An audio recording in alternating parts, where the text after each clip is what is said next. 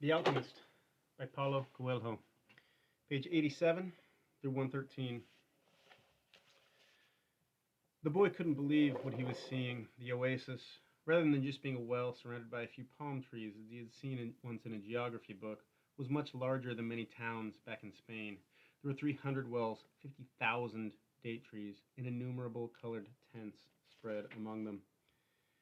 It looks like 1,001 nights, said the Englishman, impatient to meet with the alchemist. They were surrounded by children, curious to look at the animals and people that were arriving. The men of the oasis wanted to know if they had seen any fighting, and the women competed with one another for access to the cloth and precious stones brought by the merchants. The silence of the desert was a distant dream. The travelers in the caravan were talking incessantly, laughing and shouting, as if they had emerged from the spiritual world and found themselves once again in the world of people.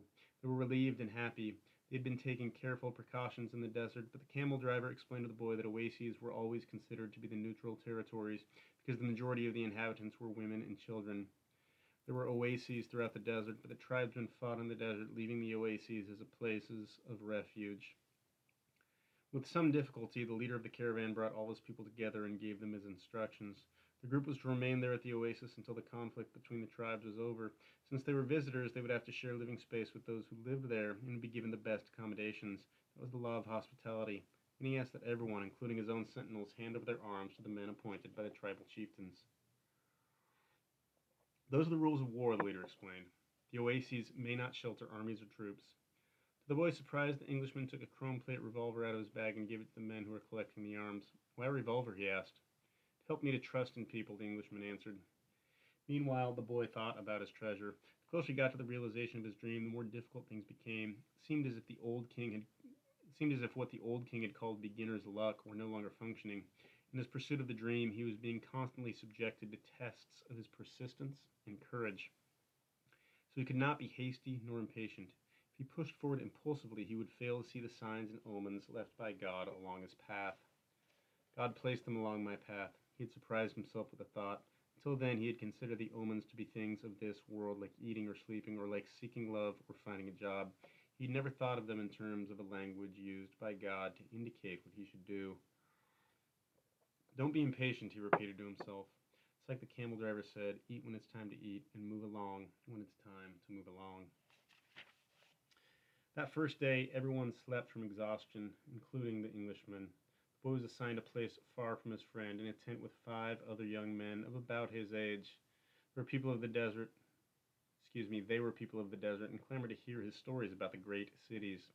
The boy told them about his life as a shepherd, and was about to tell them of his experiences at the crystal shop when the Englishman came into the tent. I've been looking for you all morning, he said, as he led the boy outside. I need you to help me find out where the alchemist lives. First, they tried to find him on their own. An alchemist would probably live in a manner that was different from that of the rest of the people at the oasis, and it was likely that his tent and oven was continuously burning. They searched everywhere and found that the oasis was much larger than they could have imagined. There were hundreds of tents. We've wasted almost the entire day, said the Englishman, sitting down with the boy near one of the wells. Maybe we better ask someone, the boy suggested. The Englishman didn't want to tell others about his reasons for being at the oasis and couldn't make up his mind, but finally he agreed that the boy, who spoke better Arabic than he, should do so. The boy approached a woman who had come to the well to fill a goat skin with water. Good afternoon, ma'am. I'm trying to find out where the alchemist lives here at the oasis. The woman said she had never heard of such a person and hurried away, but before she fled she advised the boy that he had better not try to converse with women who were dressed in black, because they were married women. He should respect tradition. The Englishman was disappointed. It seemed he had made the long journey for nothing. The boy was also saddened. His friend was in pursuit of his personal legend, and when someone was in such pursuit, the entire universe made an effort to help him succeed. That's what the old king had said. He couldn't have been wrong. I had never heard of alchemists before, the boy said. Maybe no one here has either. The Englishman's eyes lit up. That's it. Maybe no one here knows what an alchemist is. Find out who it is who cures the people's illnesses. Several women dressed in black came to the well for water, but the boy would speak to none of them despite the Englishman's insistence. Then a man approached. Do you know someone here who cures people's illnesses? The boy asked. Allah cures our illnesses, said the man, clearly frightened of the strangers. You're looking for witch doctors. He spoke some verses from the Koran and moved on. Another man appeared. He was older and was carrying a small bucket. The boy repeated his question. Why do you want to find that sort of person? The Arab asked. Because my friend here has traveled for many months in order to meet with him, the boy said. What's Such a man is here at the oasis. He must be the very powerful one, said the old man after thinking for a few moments. Not even the tribal chieftains are able to see him when they want to, only when he consents. Wait for the end of war, then leave with the caravan. Don't try to enter into the life of the oasis, he said, and walked away. But the Englishman was exultant. They're on the right track. Finally, a young woman approached who was not dressed in black. She had a vessel on her shoulder, and her head was covered by a veil, but her face was uncovered. The boy approached her to ask about the alchemist. At that moment, it seemed to him that time stood still, and the soul of the world surged within him. When he looked into her dark eyes and saw that her lips were poised between a laugh and silence, he learned the most important part of the language that all the world spoke, the language that everyone on earth was capable of understanding in their heart. It was love. Something older than humanity, more ancient than the desert. Something that exerted the same force whenever two pairs of eyes met as had theirs at the well. She smiled. That was certainly an omen. The omen he had been waiting, without even knowing he was, for all his life. The omen he had sought to find with his sheep and in his books and the crystals and in the silence of the desert. It was the pure language of the world. It required no explanation, just as the universe needs none as it travels through endless time. What the boy felt at that moment was that he was in the presence of the only woman in his life, and that with no need for words she recognized the same thing. He was more certain of it than anything in the world. He had been told by his parents and grandparents that he must fall in love and really know a person before becoming committed. But maybe people who felt that way had never learned the universal language. Because when you know that language, it's easy to understand that someone in the world awaits you, whether it's in the middle of the desert or in some great city. And when two such people encounter each other and their eyes meet, the past and the future become unimportant. There is only that moment and the incredible certainty that everything under the sun has been written by one hand only. It is the hand that evokes love, creates a twin soul for every person in the world. Without such love, one's dreams would have no meaning.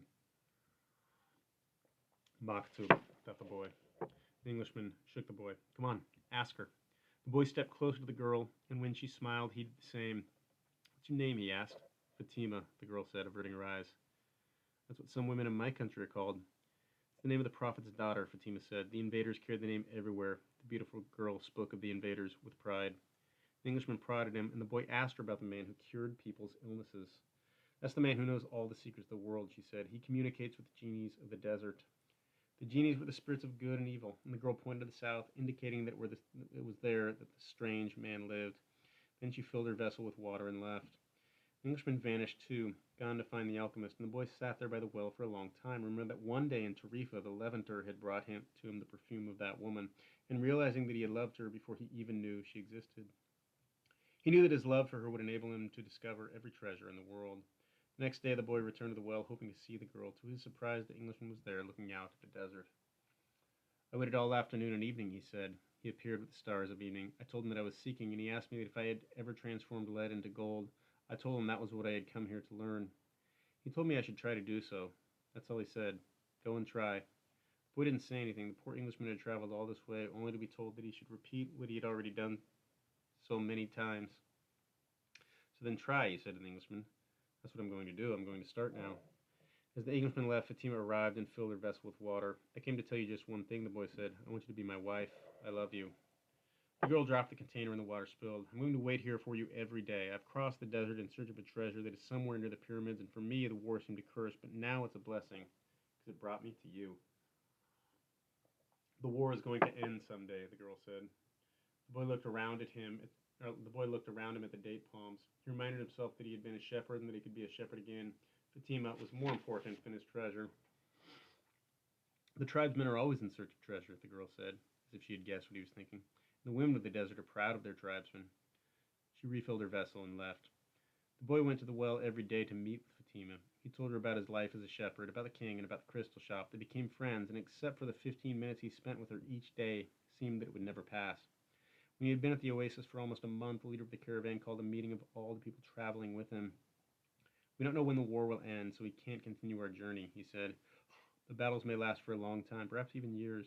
There are powerful forces on both sides, and the war is important to both armies. It's not a battle of good against evil. It's a war between forces that are fighting for the balance of power. And when that type of battle begins, it lasts longer than others, because Allah is on both sides.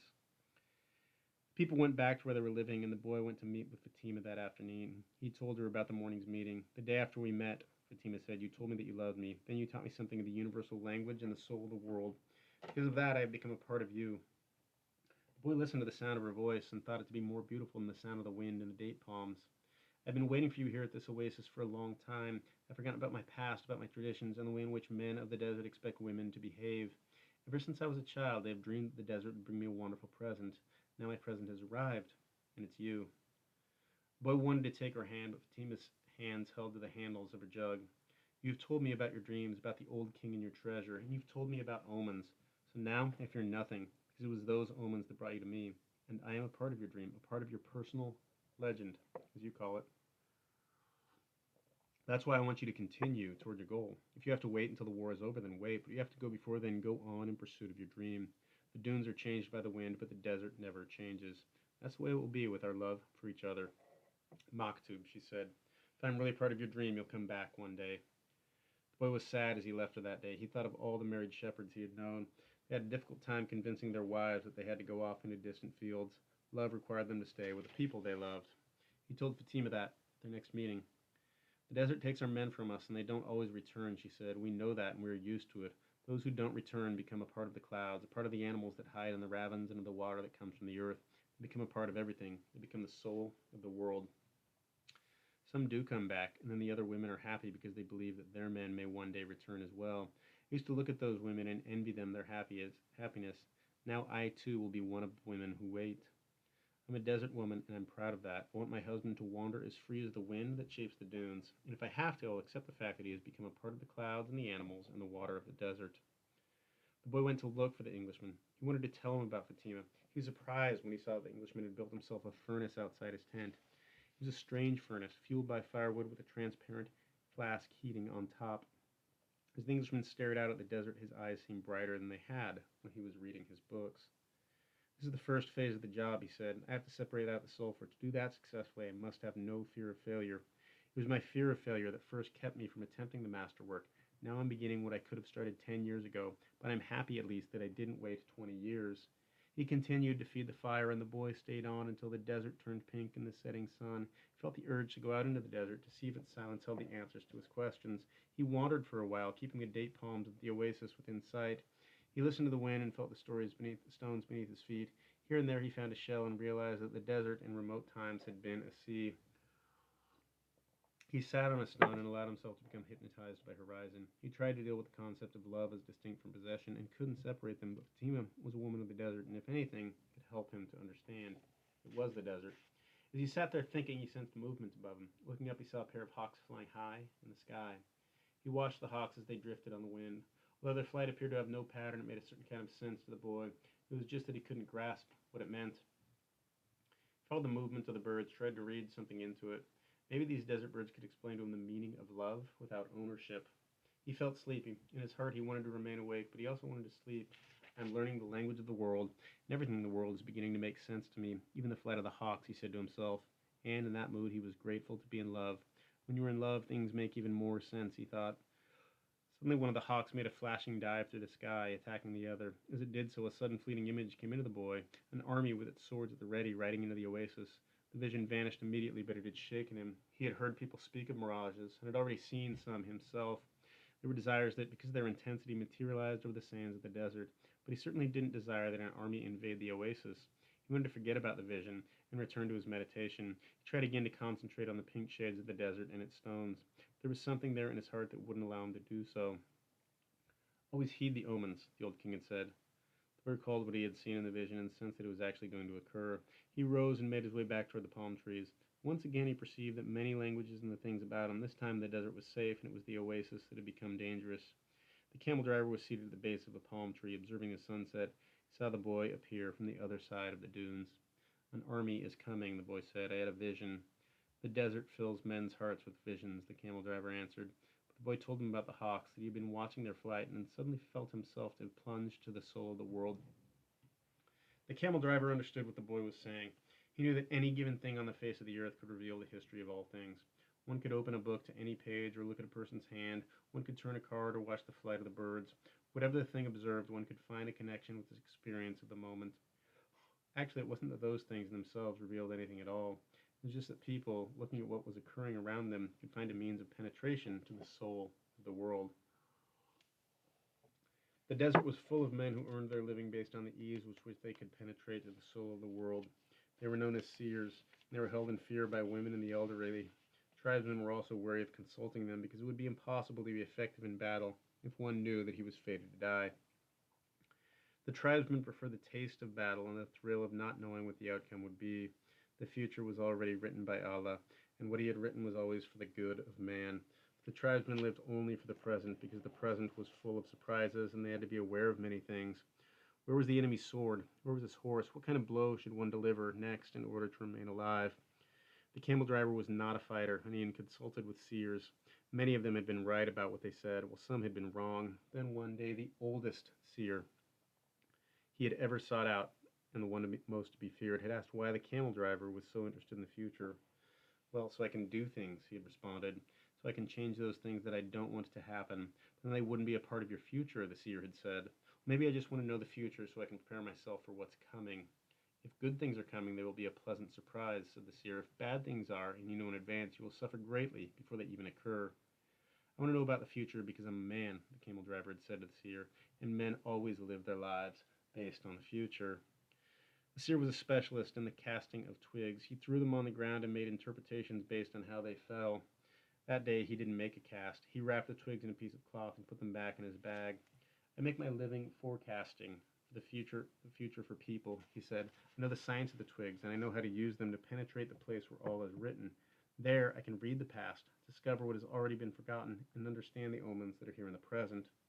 When people consult me, it's not that I'm reading the future. I'm guessing at the future. The future belongs to God, and it is only He who reveals it under extraordinary circumstances.